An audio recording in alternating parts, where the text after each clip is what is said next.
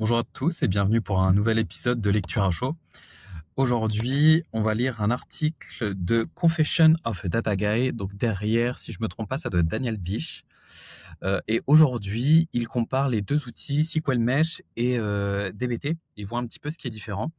Donc pour l'article, il précise que SQL Mesh, c'est un framework open source pour gérer, versionner, orchestrer toutes les transformations réalisées avec SQL. Et un peu dans le même principe, il y a la data transformation avec DBT. Mais donc, il précise qu'il y a quelques designs et flux de travail qui sont différents entre les deux outils. Là, il explique que c'est SQL Mesh. Là, il annonce que c'est l'outil de la prochaine génération de data transformation, enfin de framework de data transformation, euh, pour, euh, pour vraiment mettre à disposition rapidement les données de manière vraiment efficace et sans erreur. Il dit aussi que les équipes data peuvent facilement exécuter et déployer les transformations de données écrites en SQL ou en Python avec de la visibilité et un contrôle alors je sais pas s'il dit à tous les niveaux ou de toutes les tailles au niveau de la data, mais j'aurais dit à tous les niveaux. Et donc là, il dit, mais alors ça veut dire que, que c'est DBT, mais avec Python. Il dit que c'est un concept qui est assez intéressant et que la plupart des personnes qui utilisent SQL Mesh utilisent finalement du SQL, de ce que je comprends. Donc, SQL Mesh, c'est de transformation un outil de transformation de données pour qui permet de faire du SQL et du Python. Qui permet de faire des tests, permet de faire quelque chose de reproductible. Il suit aussi les changements dans la transformation, les logiques de transformation avec, de ce que je comprends, du versionning. Pour information, j'ai jamais testé SQL Mesh. J'ai déjà testé DBT. Et donc là, SQL Mesh, je découvre un petit peu avec vous la différence, même si j'ai déjà entendu parler depuis quelques temps de SQL Mesh. Là, il précise que SQL Mesh ne recalcule que les données qui sont affectées par les changements et qui permet de jouer le backfill. Donc c'est, je sais pas comment dire, le fait de refaire tourner une même pipeline de manière contrôlée. Ouais, je sais plus comment traduire backfill. Il permet aussi de faire de l'incrémental et du full refresh au niveau des données. Et il supporte plusieurs moteurs de base de données ou de moteurs de données. Je ne sais pas si on peut dire ça comme ça, comme Snowflake, BigQuery, Spark, DuckDB. OK. Là, il montre, je pense, ouais, c'est dans SQL Mesh. Donc là, il montre à quoi ressemble un projet assez simple dans SQL Mesh. Donc effectivement, c'est assez simple. Donc il y a le projet et dedans, il y a un répertoire où il y a les models, finalement comme DBT. Et dedans, il y a deux fichiers SQL, un avec le staging et un avec le customer sales. OK. Et après, il y a un fichier Python. Donc à voir comment ça s'interagit et comment ça s'emboîte ensemble. Et à côté de ça, il y a le SQL Mesh, il y a un YAML, donc j'imagine que c'est là où il y a la configuration, on va sûrement voir après, et les requirements, donc j'imagine les packages Python dont on pourrait avoir besoin. Donc là, il passe au YAML, donc le fichier de configuration. Dedans, donc en première partie de ce que je comprends, il initialise l'utilisation d'une base de données. Donc là, en l'occurrence, c'est DuckDB. Et après, modèle default, dialecte DuckDB. Peut-être que je m'avance un peu, mais j'imagine que là, il précise que tout ce qu'on va utiliser comme manière de gérer la donnée, de faire du SQL en tout cas, même si j'ai compris qu'on peut faire du Python, ça se fera via DuckDB. Peut-être que c'est peut-être pas ça. N'hésitez pas à me dire en commentaire si vous voyez les choses différemment, mais c'est comme ça que je l'interprète rapidement. Là, il passe au modèle de staging. Donc là, c'est vraiment la première étape des données. C'est qu'est-ce qu'on applique sur les données brutes. Donc là, je vois dans le fichier SQL qu'il y a une partie qui s'appelle modèle, que je ne connais pas, je ne suis pas familier avec. Et donc, dans modèle, il y a le nom du modèle, staging orders. Donc, j'imagine que ça va être le nom de la table de staging. enfin qu'il va y avoir au-dessus peut-être des données select. Bon, ça va être la table de staging, je pense, comme ça.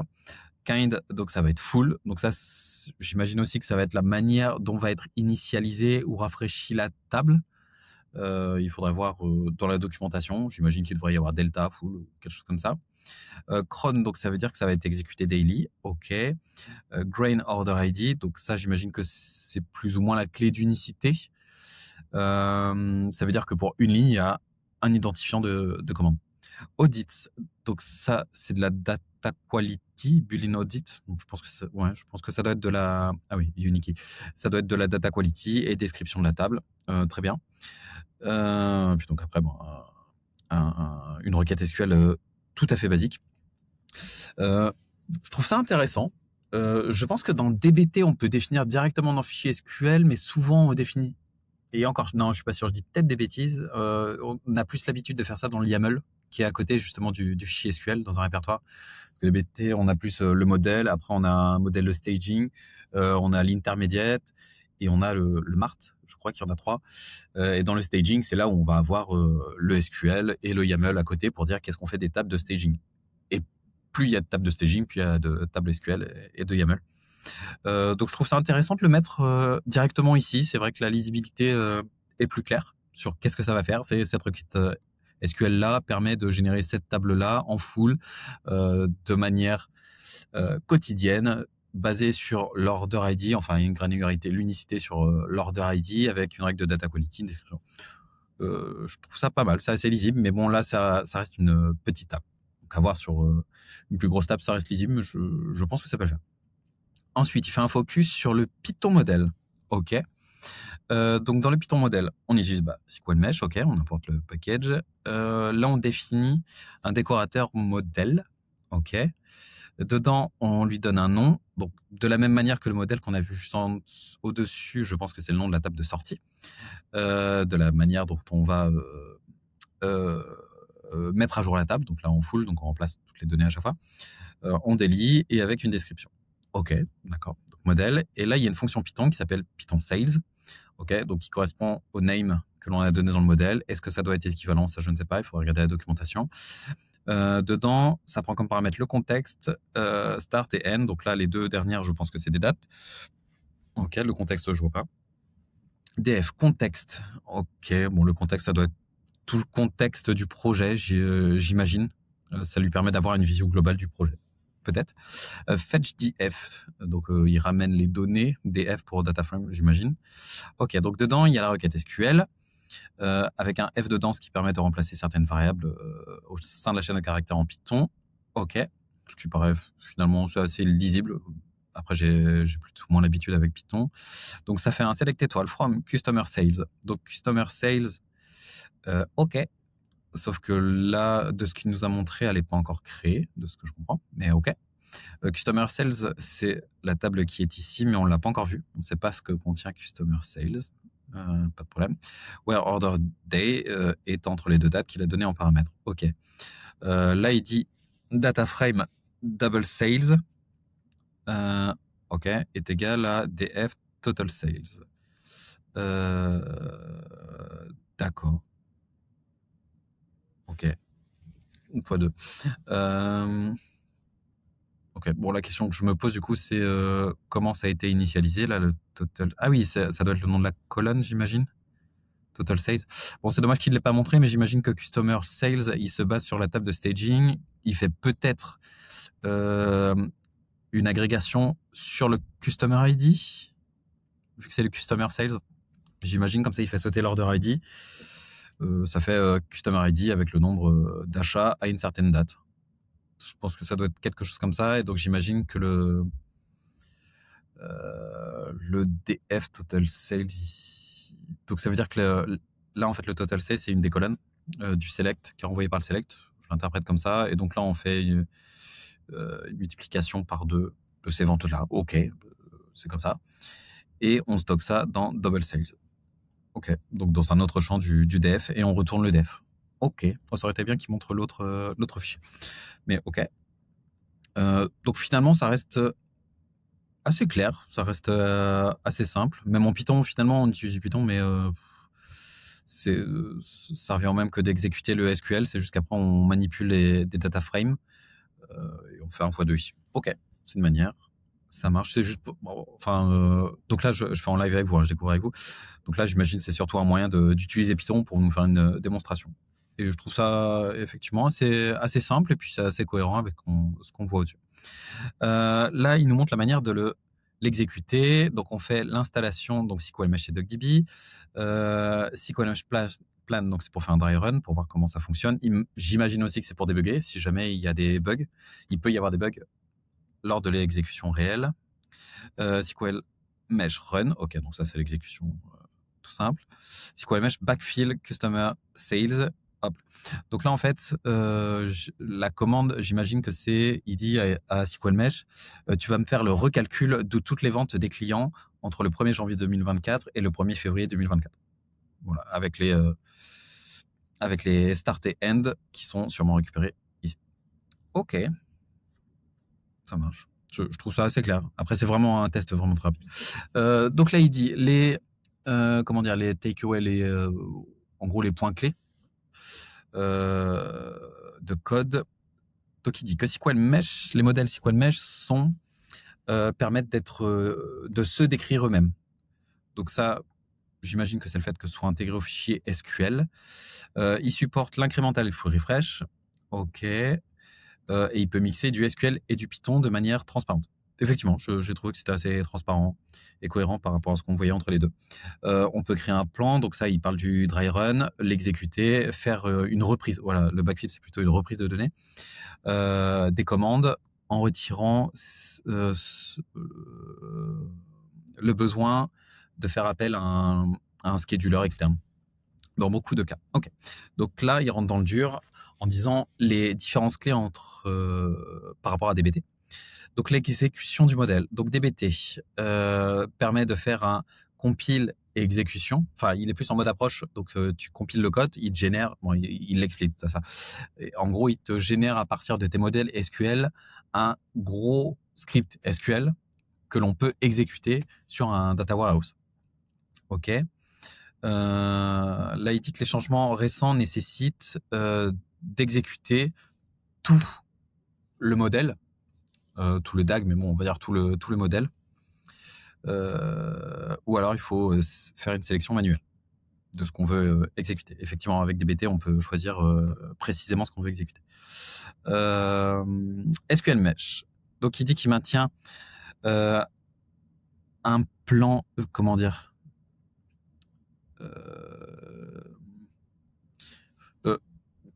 j'imagine que c'est une vision complète en fait du plan du projet. Ça veut dire qu'il n'a pas juste l'exécution, une certaine exécution, il a un stateful.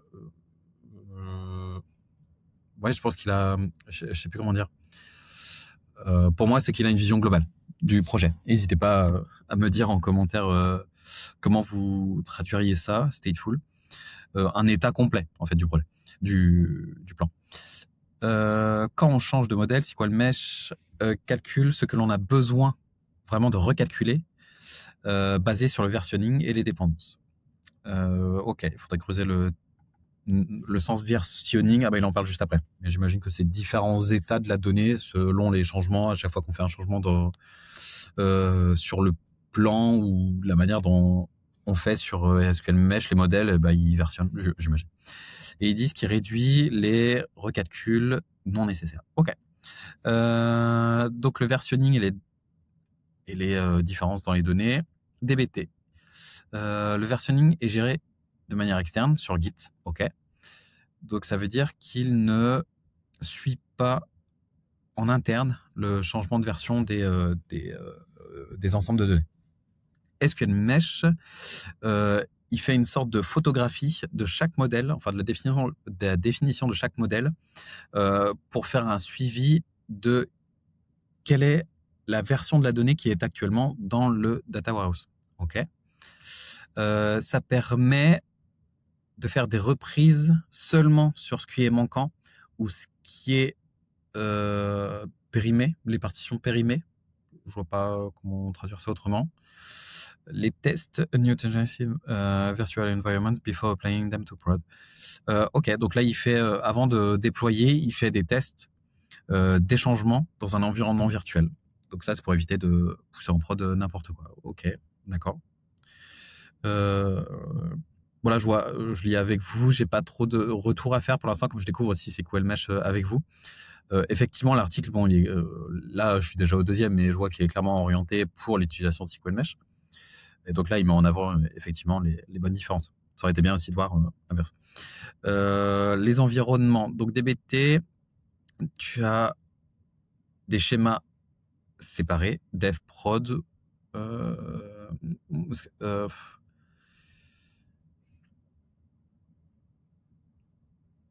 Alors, des schémas. Moi, quand j'utilisais DBT, on avait configuré ça dans le project, enfin le YAML de configuration du projet, et on avait variabilisé pour que ce soit par défaut exécuté en dev, et c'est que quand on push et qu'on fait un merge que là, ça va être en prod. Donc, oui, effectivement, il y a des schémas séparés, mais ce qui me paraît pas normal. Après, on va voir ce qu'il dit sur SQL Mesh. Il dit qu'il a un environnement isolé de manière intégrée, en fait. On peut exécuter et mettre à jour la transformation dans la dev à côté de la prod. Ok. Sans réécrire en fait les données de prod. Et juste on va dire les valider quand c'est ok. Ouais, ok, je vois. C'est en quelque sorte, il travaille, après peut-être je me trompe, mais il travaille sur la prod, avec les données de la production, pardon, mais dans un environnement qui est juste à côté. Alors que peut-être DBT, il y a besoin de maintenir différents environnements. Peut-être que c'est ça qu'il veut dire derrière. Après, au niveau de l'orchestration et du scheduling, de la planification, DBT nécessite un scheduler externe, Apache Airflow, DBT Cloud, ok, Dexter, effectivement.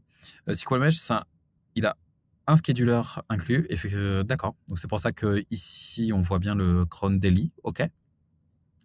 Après, il faut voir, peut-être que c'est quelque chose de assez simple, parce que là, c'est juste cron, daily, où on peut mettre autre chose, mais peut-être que c'est assez simple. Il faudrait voir comment ça s'organise, tout ça.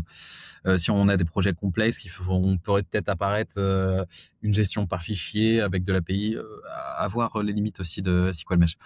Donc, ainsi, vous pouvez exécuter et monitorer les pipelines sans outils externes. Mais vous pouvez toujours intégrer Airflow. Ok, d'accord. À voir, effectivement, comme ça veut dire qu'il y a différents peut-être degrés d'utilisation. Ça veut dire que pour des personnes qui auraient besoin que de un certain niveau de SQL Mesh, qui seraient des débutants, qui auraient peut-être, enfin débutants, c'est peut-être pas le mot, mais qui auraient des pipelines simples et qui n'auraient pas besoin de mettre en place toute une architecture complexe, ils pourraient juste utiliser SQL Mesh et effectivement c'est simple. Après, s'il y a des structures plus complexes, ils mettent en place Apache Airflow comme on peut retrouver sur DBT. Ce qui est pas mal de gérer par niveau. La partie Python et SQL intégration. Donc DBT, principalement en SQL, enfin premièrement en SQL, et on fait du Jinja. Ouais. Quelques Python support, donc il est possible de faire un peu de Python, mais c'est apparemment limité. J'avoue, j'en ai pas fait. J'ai fait que du Jinja et du SQL sur DBT, donc je me rends pas compte la limitation sur Python avec DBT. SQL Mesh, il supporte nativement les Python, Python, tout simplement, tout en supportant aussi SQL, ce qui permet de mettre à disposition des transformations plus complexes sans quitter le cadre de travail. Ok, effectivement, ça avait l'air assez simple, là, ce qu'on a vu plus haut. À la partie test et CI/CD, donc intégration delivery, DBT. Là, il dit qu'il y a un fort cadre de travail de testing, framework de testing, pour les schémas, pour les tests sur les données. Mais les tests sont exécutés à l'extérieur de la transformation de l'exécution des transformations actuelles. Je vois pas, Je vois pas trop ce qu'il veut dire par là. Dans le, s- dans le sens, il veut dire qu'on fait on doit d'abord exécuter le modèle et après il y a les tests qui sont effectués sur ce modèle et que c'est pas directement intégré, mais en même temps je vois pas comment faire.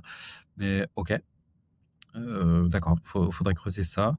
SQL Mesh permet de faire des dry runs. Ok, ok. Et les données, et ça permet de voir les différences de données entre les environnements avant de déployer pour réduire les risques et les, euh, les mises en prod qui pourraient mettre en place une régression. Ok.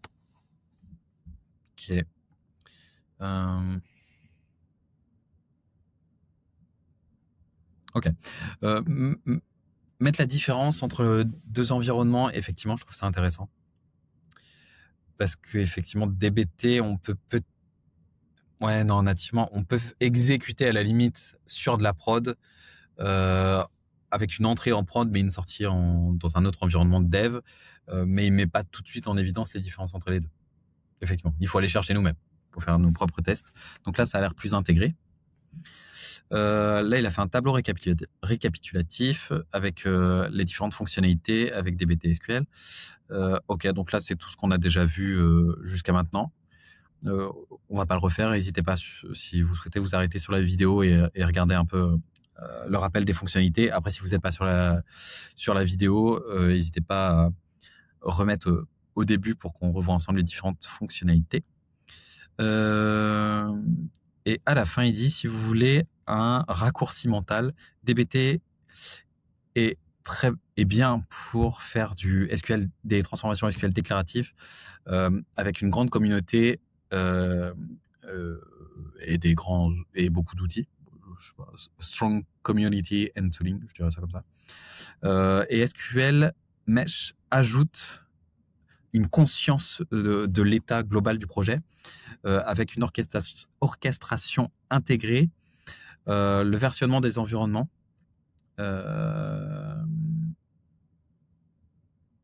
Et il fait sentir plus comme une vraie CI/CD adaptée à la data que juste un compiler. Effectivement, DBT, ça fait compiler. Ok.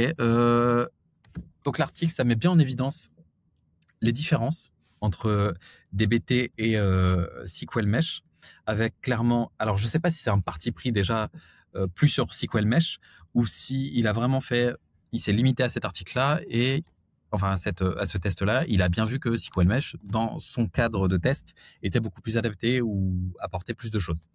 Ça reste vraiment un petit test. Il faudrait faire ça sur d'autres cas, avec des données peut-être un peu plus grosses et peut-être des environnements un peu plus complexes.